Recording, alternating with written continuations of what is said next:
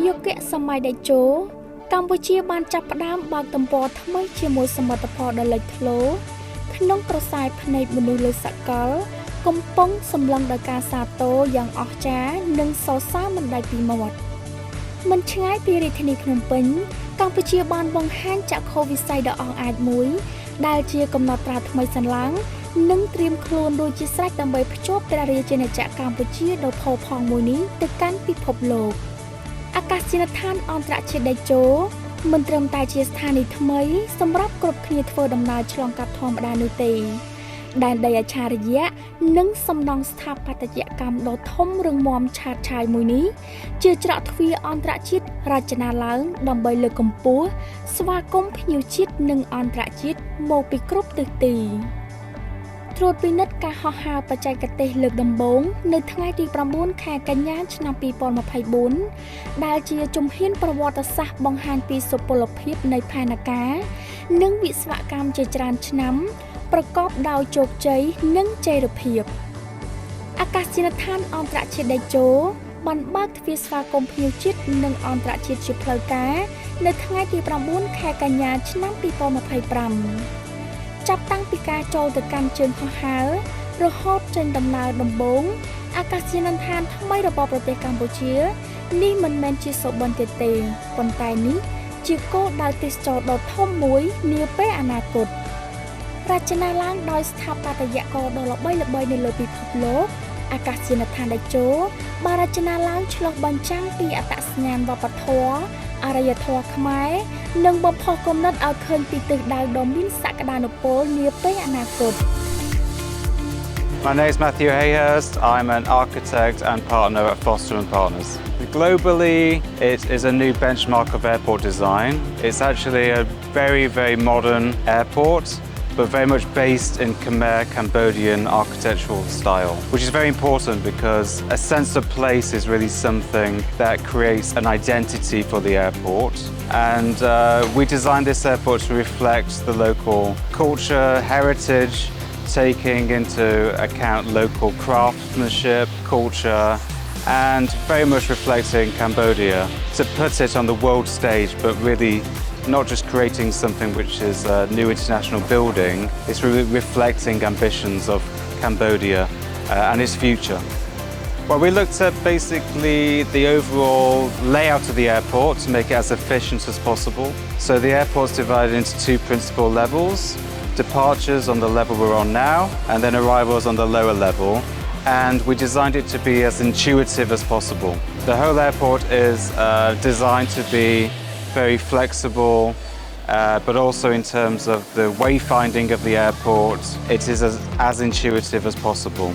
So departing passengers know where to flow, arriving passengers know where to flow, without the need for excess signage. So that was one of the first principles of the design, to make it as fluid as possible for passengers.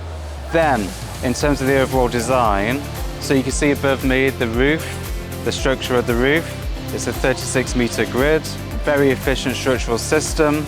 and the roof is one of the lightest structures we've ever designed in the office. Very good for sustainability, incorporating natural light filtering through the building, reducing the need for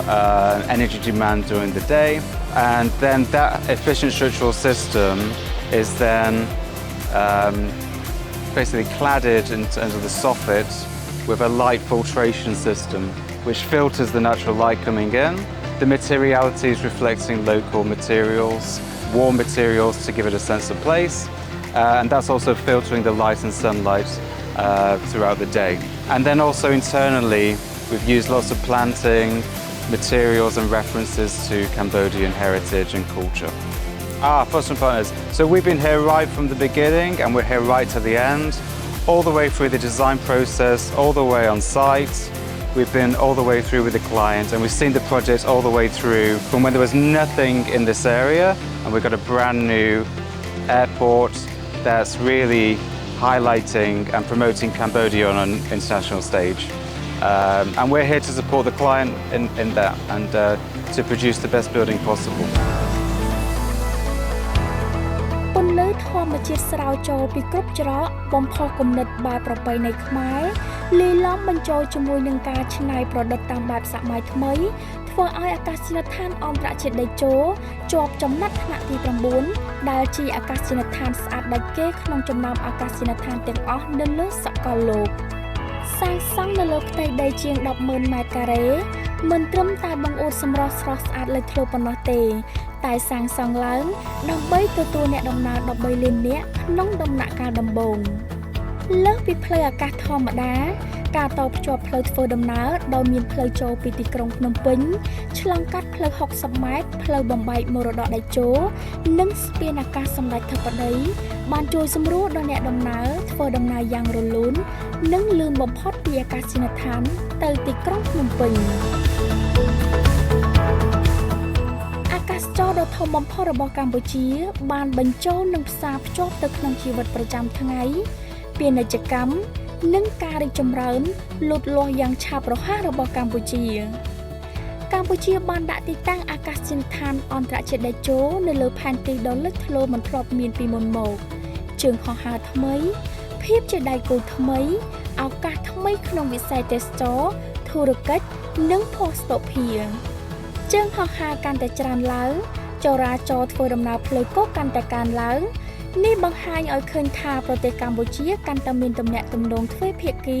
ជាមួយបណ្ដាប្រទេសជាច្រើននៅលើពិភពលោកលើសពីប្រលានយន្តហោះអាកាសយានដ្ឋានអន្តរជាតិដេជោមិនត្រឹមតែជាកន្លែងហោះហើរប្រកបដោយប្រណិតភាពផាសុកភាពនិងសុវត្ថិភាពប៉ុណ្ណោះទេតែទីនេះជាកន្លែងជួបជុំបង្ហាញអធិការកិច្ចកម្ពុជាការរៀបចំសិល្បៈវប្បធម៌ភោជនីយដ្ឋាននិងទីធ្លាសាធារណៈដ៏ធំទូលាយទាំងអស់នេះជាផ្នែកមួយនៃការធ្វើដំណើរមិនគ្រាន់តែជាចំណុចឆ្លងកាត់ដោយការចាប់ផ្ដើមនិងបញ្ចប់នោះទេចាប់តាំងពីការបោះគ្រឹះដំបូងក្នុងឆ្នាំ 2019 រហូតដល់បើកទ្វារស្វាគមន៍អ្នកដំណើរដំបូងនៅឆ្នាំ 2025 អាកាសយានដ្ឋាននេះបានប្រាប់ពីរឿងរ៉ាវមហិច្ឆតាក្តីស្រមៃការបដិញ្ញាចិត្តភាពធន់និងមោទនភាពជាតិអាកាសយានដ្ឋានអន្តរជាតិដេជោលើសពីហេដ្ឋារចនាសម្ព័ន្ធតែជាកន្លែងសម្គាល់សាងសង់ដោយប្រជាជនកម្ពុជាសម្រាប់ប្រទេសកម្ពុជានិងបើកទទួលស្វាគមន៍យ៉ាងកក់ក្ដៅចំពោះភ្ញៀវជាតិនិងអន្តរជាតិយុគសម័យដេជោកម្ពុជាបានចាប់ផ្ដើមបើកទំព័រថ្មីជាមួយសមិទ្ធផលដ៏លេចធ្លោកែវភ្នែកមនុស្សលើសកលកំពុងសម្លឹងដោយខ្សែភ្នែកសាទរយ៉ាងអស្ចារ្យអាកាសយានដ្ឋានអន្តរជាតិដេជោរួចរាល់ត្រៀមខ្លួនរួចជាស្រេចដើម្បីទទួលអ្នកដំណើរពីគ្រប់ទិសទីអាកាសយានដ្ឋានអន្តរជាតិដេជោបើកទ្វារបម្រើសេវាកម្មហោះហើរជូនភ្ញៀវជាតិនិងអន្តរជាតិតភ្ជាប់កម្ពុជាទៅកាន់ពិភពលោក